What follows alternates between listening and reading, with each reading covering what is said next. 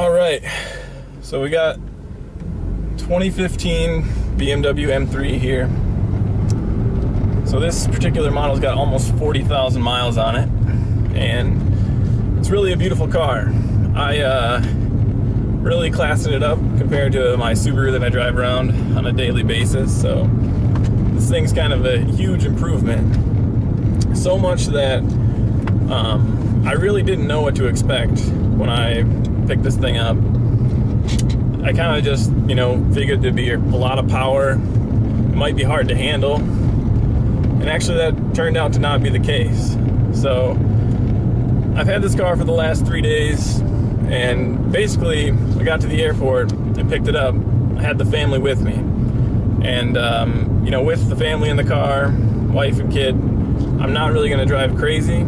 And, besides the look of the car, looking, aggressive and what I'll call like sleeper mean for a performance car, it felt like you were driving just a real comfy sedan. So for the first 2 days that I drove it around, I had it in comfort mode in the steering and comfort in the suspension. And honestly, it just felt really, really smooth. And now again, coming from driving a Subaru, what do you expect? Mine's kind of an old self-made type car, so it lacks refinement all around. And this is basically the polar opposite of that. I'm really finding that every little detail about this car is just enjoyable. So yeah, driving along with the family, had about a 2-hour drive. Wife and kid fell asleep. The car it's so quiet on the inside. It just feels well built. It feels, the interior is real clean.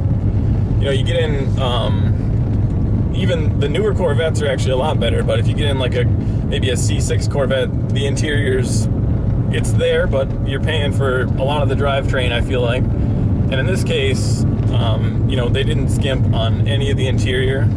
You'll see in the video, it's got, the owner actually optioned out for all the carbon fiber, so that looks really nice.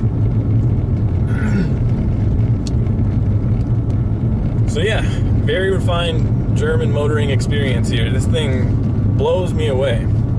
So, like I said, we probably got 25 miles to the gallon, just cruising around with the family. We went to the zoo. We had enough room in the trunk for all of our luggage. You got a car seat in the back, fits nice. Wife packs a big bag for the kid, that right in the trunk, right with the stroller. So this is really the ultimate like family man car that you can also doubles as your track toy. So maybe if you're thinking like, yeah, I'm gonna have a minivan and then maybe a Corvette for the weekend, or when I take it to the track.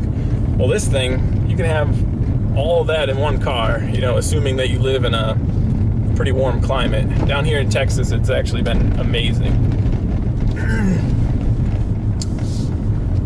And so basically after, going to the zoo, coming back, dropping the family off, we really took this thing out on the road just to, not beat on it, but just feel what it was all about. And I can tell you, I was surprised.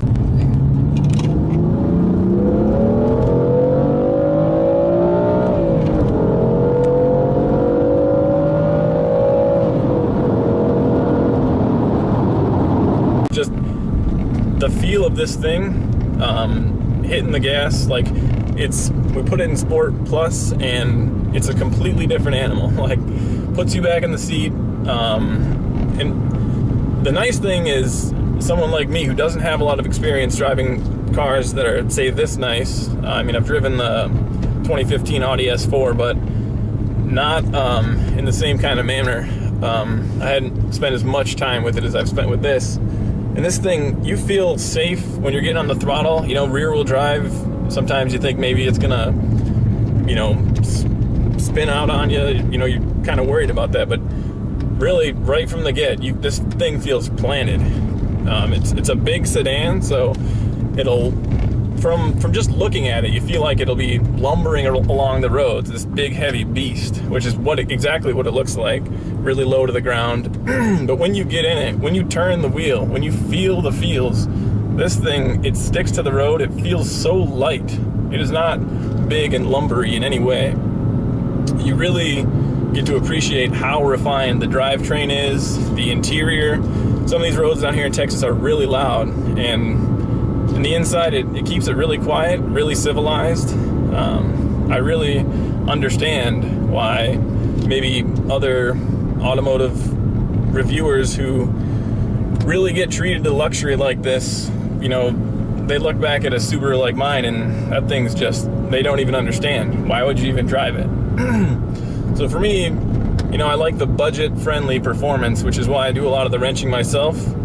And I really enjoy, you know, what I've got in my Subaru.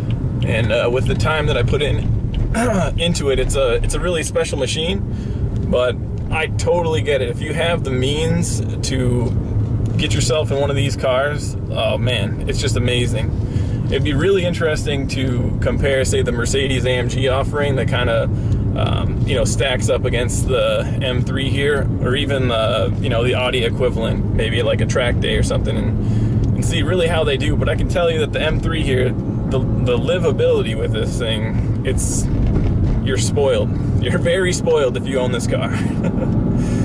So, you know, that's just my opinion. Like I said, I've came from a background of not having fancy things, not having fancy cars. This is by far the fanciest car that I've driven around, and I'm just amazed by the performance. You know, the owner of this car is a lucky guy. I am very jealous. I'm going to continue on building my Subaru, and, you know, if I can make it feel more like this thing, hell yeah. But, well, that's it. That's my take. Feel free to leave your opinion in the comments. I might read it, I might not. Yeah, so that's easy on cars. Hey man, this thing's easy to drive.